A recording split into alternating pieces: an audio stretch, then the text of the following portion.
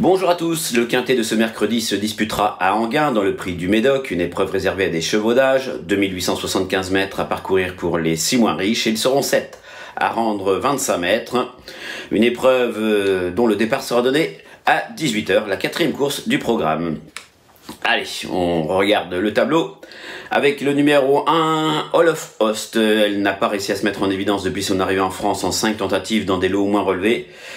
Je ne l'ai pas retenu. Galantis, le numéro 2, avait fait sensation lors de son arrivée en France. Malheureusement, il n'a pas confirmé depuis, même si sa dernière course à Châteaubriand n'est pas si mauvaise que cela. Il peut, pourquoi pas, à l'issue d'un parcours favorable, se glisser dans la bonne combinaison. Gloire des Loyaux, elle effectue une rentrée ferrée. On écarte. Hurricane River, le numéro 4, on va en reparler. Zante Laser, le numéro 5. Et là-dessus, dernièrement, elle était très tendue. Elle s'est montrée fautive à tour de l'arrivée. Mais ensuite, elle a logiquement demandé à souffler pour finir. Elle n'était pas dans un grand jour. Elle a 2 courses dans les jambes après avoir été arrêtée. Franck Nivard la connaît bien. On peut s'en méfier. La vraie Zante Laser a sa place dans le quintet. Mais quel visage va-t-elle montrer? Ça, c'est la question qu'on peut se poser. Flying Brickell, le numéro 6, on va en parler. On passe au second poteau avec le numéro 7, Dolce Deban. C'est compliqué pour Dolce Deban. Elle rend 25 mètres. Elle courait le quintet de vendredi dernier à Cabourg où elle n'a pas réussi à se mettre en évidence. Il y a d'abord The Love, le numéro 8. Il effectue une rentrée du mois de novembre. Alors Dominique Lecneux me disait il travaille bien. Mais pour cette grosse rentrée, je sais pas trop quoi en faire. J'ai préféré l'écarter. Gamin Jabba, j'adore. Fédrangeval, le numéro 10, elle vient de prendre la 4e place d'une épreuve semblable, en terminant pas très loin de Faubourg. C'est une jument qui est assez régulière lorsqu'elle est bien. Son entraîneur a hésité à la déclarer, il a mis du temps. Mais c'est une jument qui a tout à fait les moyens de venir prendre une bonne place. Gigolo Lover, le numéro 11, dernièrement il a reculé par le jeu des relais, il s'est retrouvé un petit peu loin avant de finir correctement.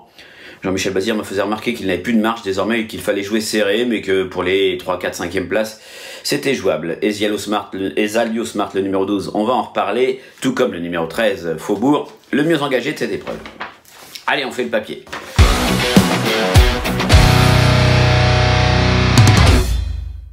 J'ai retenu en tête Gamin Jabba, c'est le numéro 9. Alors Gamin Jabba, on le retrouve lui lors de sa 4e place, c'était début juillet.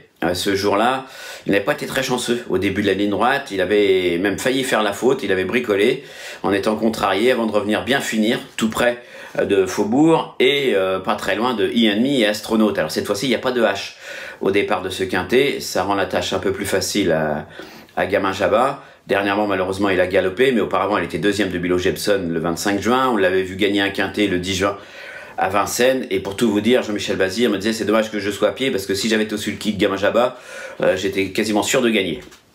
Alors voilà, Gamin Jabba, ça va bien se passer cette fois-ci, ça s'est mal passé les derniers coups, mais il a prouvé qu'il avait la pointure d'une telle épreuve. Alors naturellement, il faudra battre Faubourg, le numéro 13.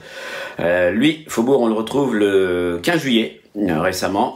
Et il faut savoir qu'il avait été arrêté. Alors ce jour-là, le 15 juillet, il avait rapidement pris une bonne place, il avait même pris un instant à la tête avant d'être relayé, il avait perdu un petit rang. Suite à un nouveau relais, et avant de bien finir, la tentative était très bonne, puisqu'il était devancé par Fine Pearl of Love et Geisha Speed, de très bonnes juments. Dans la foulée, il est idéalement engagé au plafond des gains. Il faut savoir qu'il a réalisé un carton l'an dernier, il avait gagné 9 courses en 2022.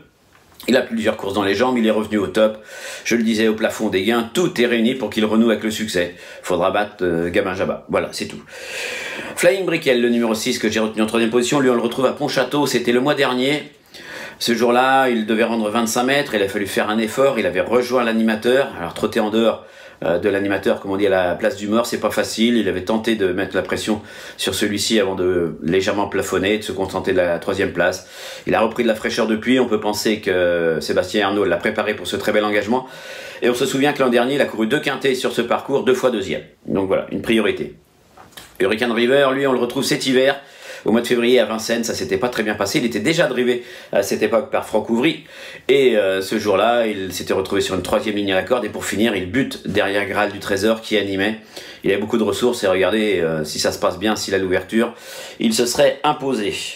Depuis, on l'a vu gagner 2 courses au printemps, il n'y a pas très longtemps au Crozet-la-Roche, il avait également fait bonne figure. Il a repris de la fraîcheur, son entourage a préparé cette course. Franck Ouvry est de nouveau à son sulky. Méfiance, méfiance. Et je terminerai avec Esalio Smart, le numéro 12. Alors lui, on le retrouve cet hiver lorsqu'il avait gagné. C'était le prix de Montflanquin. Il avait patienté gentiment, il était venu de la seconde moitié du peloton régler le sprint et dominer une certaine Grâce du Dijon. Il mettait fin à la série victorieuse de Grâce du Dijon. Ensuite, il a réussi à accrocher des belles places. Alors ces derniers temps, ça s'est pas très bien passé. Et si vous pouvez revoir la dernière course, il suivait facilement les animateurs. Malheureusement, il a eu mal au pied et il a été sanctionné pour ses allures à la sortie du tournant final. Alors qu'il avait des ressources ce jour-là, il aurait joué les bons rôles hein, avec Geisha Speed et Finper Fleuve. Donc, vaut mieux s'en méfier. C'est vrai qu'il est ferré, ça peut refroidir, mais il faut savoir que dans sa carrière, il a gagné 11 courses, 8 en étant ferré, et il n'a quasiment jamais été déferré lorsqu'il était chez Cyril Bugnet. Il n'y a que cet hiver qu'il a commencé à courir régulièrement pieds nus. Donc c'est un outsider des plus séduisants.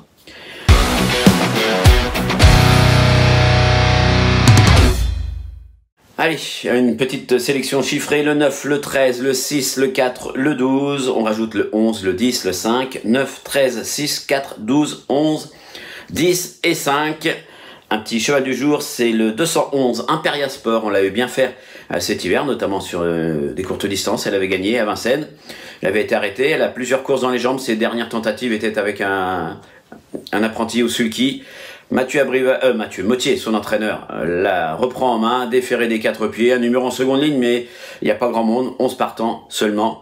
Donc attention Imperia Sport, elle peut renouer avec le succès. Cheval du jour, le 211, donc Imperia Sport. Merci à tous de nous avoir suivis et à très bientôt pour un nouveau numéro de 100% Quintet. Merci à vous d'avoir suivi cette vidéo. Alors pour vous abonner à notre chaîne YouTube, c'est ici. Et pour suivre encore plus de vidéos Paris Turf, c'est de ce côté.